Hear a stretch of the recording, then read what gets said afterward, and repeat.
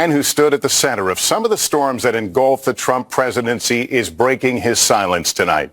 Former Attorney General William Barr, in his new memoir, One Damn Thing After Another, opens up about his relationship with the former president. And ahead of the book's release, he opened up to me.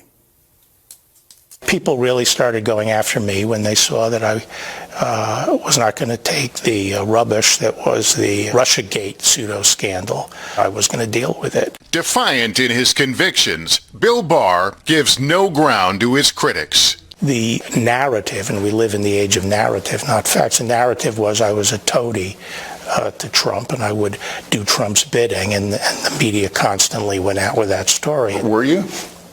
Well, I think no, because I tried to take every issue that came to me and decided what I thought was the right thing, and I didn't really care what people thought about me. The criticism that framed Barr's time in the Trump administration actually started before he even took the job, when as a private citizen, he wrote an unsolicited memo to the Department of Justice outlining why the president should not be investigated in the Mueller probe.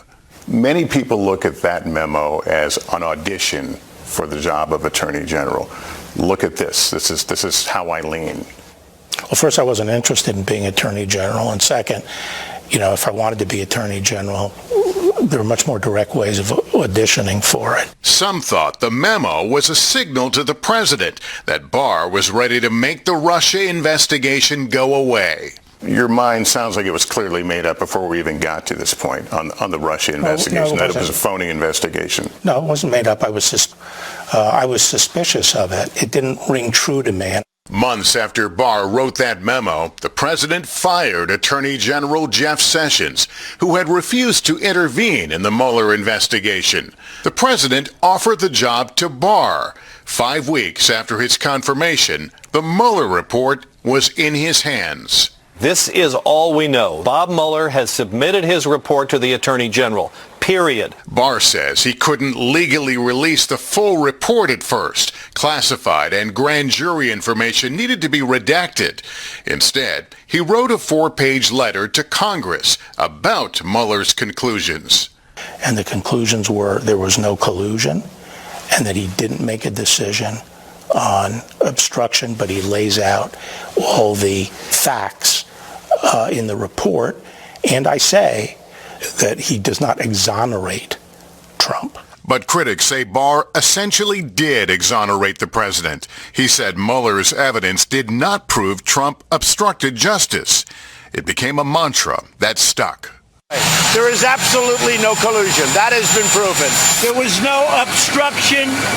Among the details that Barr left out, Mueller's description of multiple acts by the president that were capable of exerting undue influence over law enforcement investigations. This 4-page letter, this summary, was immediately met with wide criticism that it didn't really accurately reflect what Mueller was saying. Well, that's not true. What it was a tantrum by the people who were hoping that Mueller would be able to bring down Trump. Wait a minute. Mueller himself wrote you wrote you a letter complaining. He said the summary didn't capture the substance of his report and that there was now public confusion. No, he didn't say the substance of his report. Actually, he did. Mueller's letter said Barr's summary did not fully capture the context, nature, and substance of this office's work and conclusions. Barr frequently defends Trump, but there were flashpoints, like that so-called perfect phone call with Ukrainian President Volodymyr Zelensky, now a wartime leader.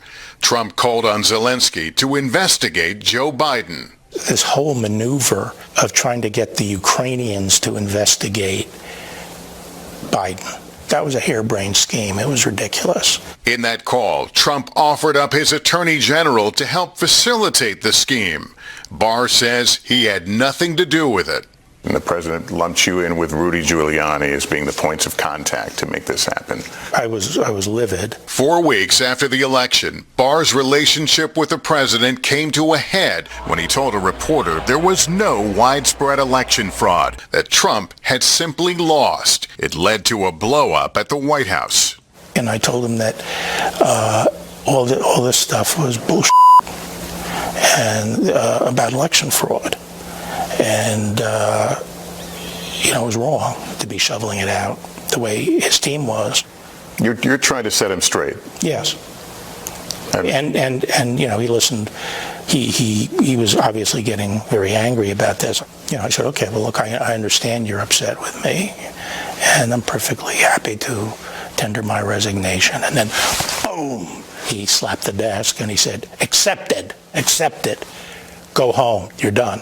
In a 3-page letter to NBC News, President Trump called Barr's book fake and repeatedly insulted his former AG as a coward, a big disappointment, and lazy. Trump also said that he was the one who demanded Barr's resignation.